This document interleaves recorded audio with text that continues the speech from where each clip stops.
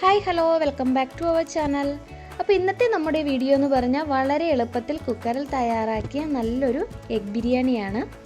അപ്പോൾ നമുക്കിത് വളരെ എളുപ്പത്തിൽ തന്നെ എങ്ങനെയാണ് ഉണ്ടാക്കുന്നതെന്ന് നോക്കാം. അപ്പോൾ അതിനു മുന്നേ നിങ്ങൾക്ക് ഈ വീഡിയോ ഇഷ്ടപ്പെട്ടിട്ടുണ്ടെങ്കിൽ സപ്പോർട്ട് ചെയ്യാൻ മറക്കരുത് കേട്ടോ. അപ്പോൾ നമുക്കിതിന് വേണ്ടിയിട്ട് 4 മുട്ട ഞാൻ പുഴുങ്ങാൻ വെച്ചിട്ടുണ്ട്. അതുപോലെ തന്നെ ഒരു കുക്കർ ചൂടാകാൻ വെച്ചിട്ട് അതിലേക്ക് 1 ടീസ്പൂൺ ഓയിൽ ഒഴിച്ചു കൊടുക്കാം. കൂടെ തന്നെ 1.5 ടീസ്പൂൺ നെയ്യ് കൂടി ചേർത്തിട്ടുണ്ട്. ഇതൊന്ന് നന്നായിട്ട് ചൂടാകട്ടെ.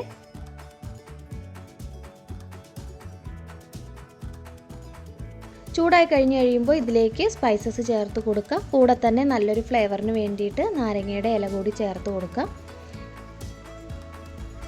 ഇനി ഇത് മൂത്ത് വന്ന് കഴിയുമ്പോൾ നമ്മൾ അരിഞ്ഞു വെച്ചിരിക്കുന്ന സവാളയും ഇഞ്ചിയും പച്ചമുളകും കൂടെയും കൂടി ചേർത്ത് നന്നായിട്ടൊന്ന് വഴറ്റിയെടുക്കുക.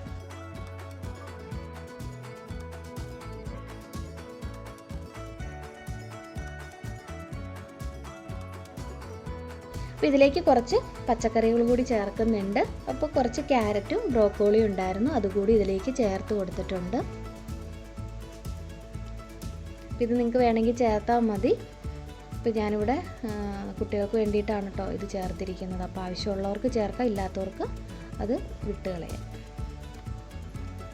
ഇനി ഇതിലേക്ക് കഴുകി വാരി കുതിർത്തി വെച്ചിരിക്കുന്ന ബസ്മതി റൈസ് 2 ഗ്ലാസ്സാണ് കേട്ടോ ഞാൻ എടുത്തിരിക്കുന്നത്. അതുകൂടി ഇതിലേക്ക് ചേർത്ത് നന്നായിട്ടൊന്ന് ഇളക്കി കൊടുക്കാം. ഒത്തിരി അങ്ങ് ഉടച്ചിളക്കരുത്, അരി അങ്ങ് പൊട്ടിപ്പോകും.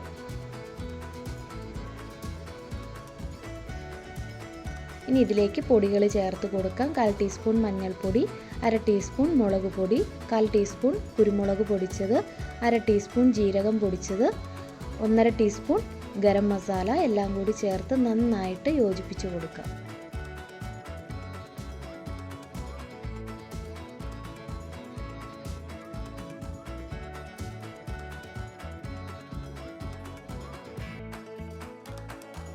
നന്നായി യോജിപ്പിച്ച് കൊടുത്തതിന് ശേഷം ഇതിലേക്ക് നല്ല ചൂടുള്ള വെള്ളം ഒഴിച്ചു കൊടുക്കാം.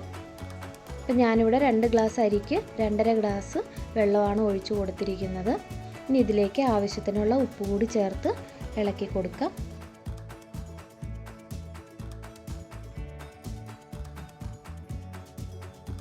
കുറച്ച് മല്ലിച്ചപ്പ് കൂടി ചേർത്ത് കൊടുക്കാം കേട്ടോ. ഇനി ഇതൊന്ന് നന്നായിട്ട് തിളക്കട്ടെ. ഇപ്പം നന്നായിട്ട് തിളച്ചിട്ടുണ്ട്. അപ്പോൾ നമ്മൾ പുഴുങ്ങി തൊണ്ട് കളഞ്ഞ് വെച്ചിരിക്കുന്ന മുട്ട കൂടി ഇതിലേക്ക് ചേർത്ത് കൊടുക്കാം.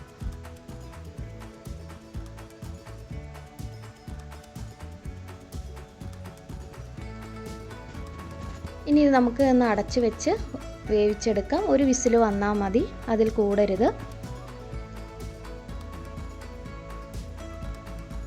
അപ്പോൾ 1 വിസിൽ വന്നിട്ടുണ്ട്. നമുക്കിനി ഗ്യാസ് ഓഫ് ചെയ്ത് കൊടുത്ത് അതിൻ്റെ എയറൊക്കെ ഒന്ന് പോകുന്നവരെ വെയിറ്റ് ചെയ്യാം.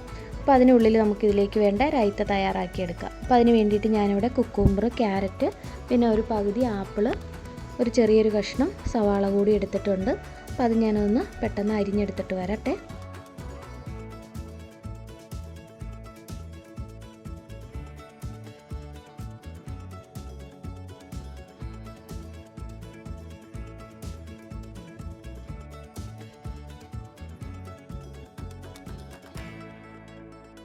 അപ്പോൾ ഇതെല്ലാം അരിഞ്ഞെടുത്തിട്ടുണ്ട്.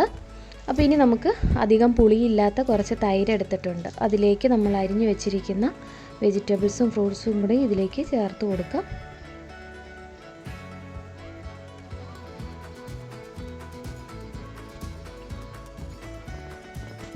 ചേർത്ത് കൊടുത്തതിന് ശേഷം ഇതെല്ലാം കൂടി നന്നായിട്ട് യോജിപ്പിച്ച് കൊടുക്കാം.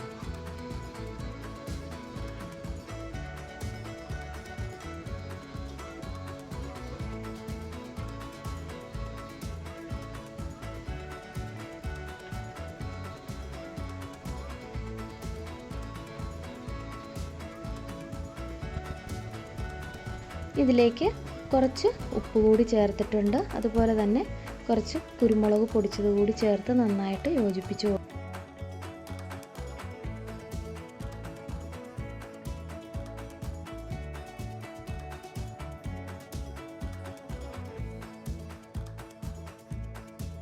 കുറച്ച് മല്ലിച്ചപ്പ് അരിഞ്ഞത് കൂടി ഇതിനകത്തേക്ക് ഇട്ട് കൊടുക്കാം. അപ്പോൾ അതിൻ്റെ ഫ്ലേവർ ഇഷ്ടമുള്ളവർ മാത്രം ചേർത്താൽ മതി കേട്ടോ. അങ്ങനെ നമ്മുടെ റൈത്തയും റെഡി ആയിട്ടുണ്ട്. ഇപ്പോൾ നമ്മുടെ ബിരിയാണി എന്തായെന്ന് നോക്കാം. അപ്പോൾ അതിൻ്റെ ചൂടൊക്കെ ആറിയിട്ടുണ്ട്. അപ്പോൾ അതിൻ്റെ എയറൊക്കെ നന്നായിട്ട് പോയി. ഇനി നമുക്കിതൊന്ന് പതുക്കെ തുറന്ന് നോക്കാം. ആകെ നല്ല അടിപൊളി ബിരിയാണി റെഡിയായി കഴിഞ്ഞു. കണ്ടോ, നല്ല അടിപൊളിയായിട്ടില്ലേ, നോക്കിയേ.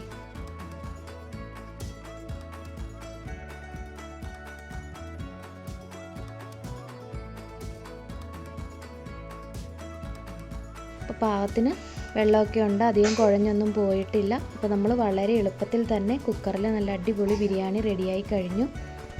അപ്പോൾ ഇതെല്ലാവരും ഒന്ന് ട്രൈ ചെയ്ത് നോക്കുക, തീർച്ചയായിട്ടും ഇഷ്ടപ്പെടും. അപ്പോൾ ഇനി നമുക്ക് ഒട്ടും സമയം കളയേണ്ട, ചൂടോടെ തന്നെ കഴിക്കാം.